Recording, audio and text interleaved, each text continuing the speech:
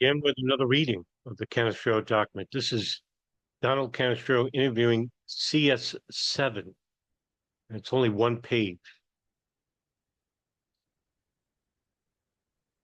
During August of 2016, I interviewed a source of information whose identity is known to me. Source of information is herein referred to as CS-7.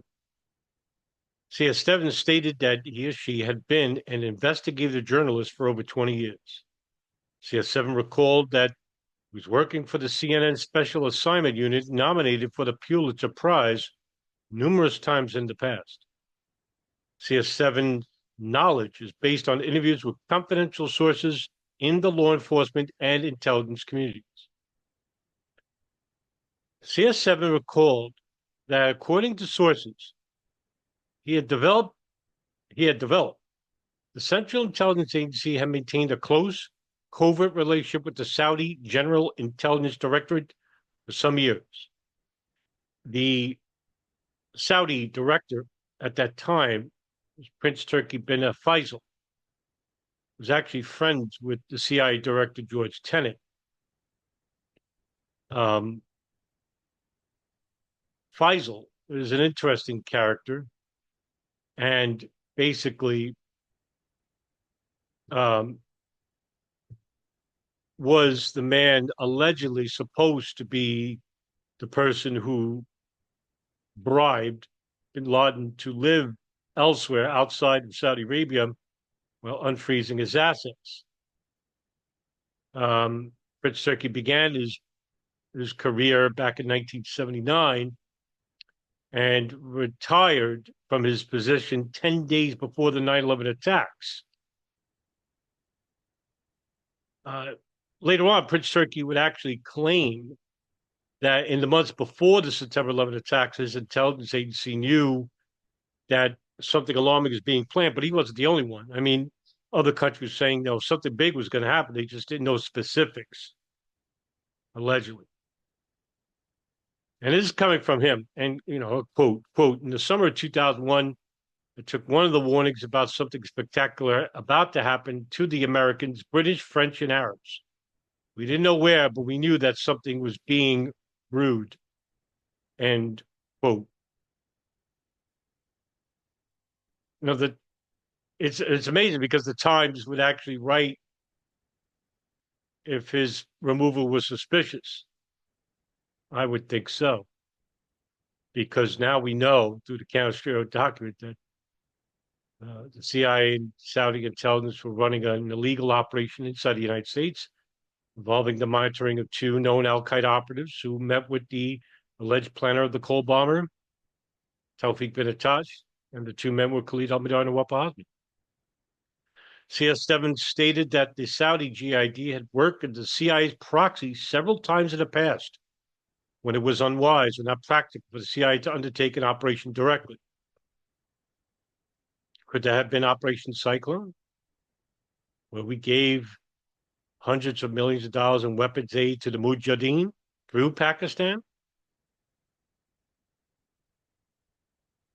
Remember, it was Saudis, and most of them were the hijackers, the muscle ones. CS-7 stated that following 9/11, an FBI agent came to his office to interview him about the events of 9/11. CS-7 stated that the agent left a file in his office, seemingly inadvertently, but possibly on purpose, regarding bin Laden family, its ties to international terrorism and the Saudi government. Remember, the Saudi bin Laden group is the one that refurbished Mecca and Medina, and is the largest construction magnate in the Gulf, even today. CS-7 stated that the file outlined investigative steps being undertaken by the FBI following 9/11 to document the relationship between the Saudi government and Al Qaeda. CS-7 stated that the FBI's investigation was ultimately stopped by the Bush administration. CS-7 recalled that a group known as the Safari Club was used to block Soviet influence in the Middle East by exchanging intelligence between member nations and by engaging in covert action. Safari Club was a number of different countries, like Libya, I think Syria was another. CS-7 stated that the club included the governments of Israel, Saudi Arabia, and other states in the Middle East and North Africa region. CS-7 states that the club used a bank of credit and commerce, which I have a playlist on. You should watch it, as a conduit for funding. By the way, who had accounts there? The CIA, the Medellin cartel, George Bush Sr., Prince Turkey bin Faisal. CS-7 states that the club operated in the 70s and 80s. According to CS-7, the existence of the Safari Club was revealed by Prince Turkey in a speech at Georgetown in October of 2001.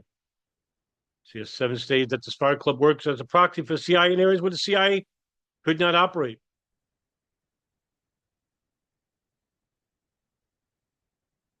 Like inside the United States. CS-7 told me that Osama Basnan was an informant for the Saudi General Intelligence Directorate. Basnan, being an associate of Omar al-Bayoumi, and who knew Khalid al-Mihdhar al-Hazmi. And according to the CS-7 investigation by the FBI, immediately followed the 9/11 attack, showed that Basnan was indeed associated with Khalid al-Mihdhar and al-Hazmi. It's not speculation anymore, folks. It's not a guessing game. It's a fact. CIA, Saudi intelligence, inside the United States, monitoring two known Al Qaeda operatives. The only thing missing is specifics. Did they know about the plane's attack or did they not? Did the Saudis know and didn't tell the CIA? Much like the Israelis probably knew, didn't tell the CIA or the State Department? This way they could benefit from the attacks? I don't know. Those are hypotheticals. All right, guys, thank you for tuning in. Have a great day, and I'll see you in the next video. Take care.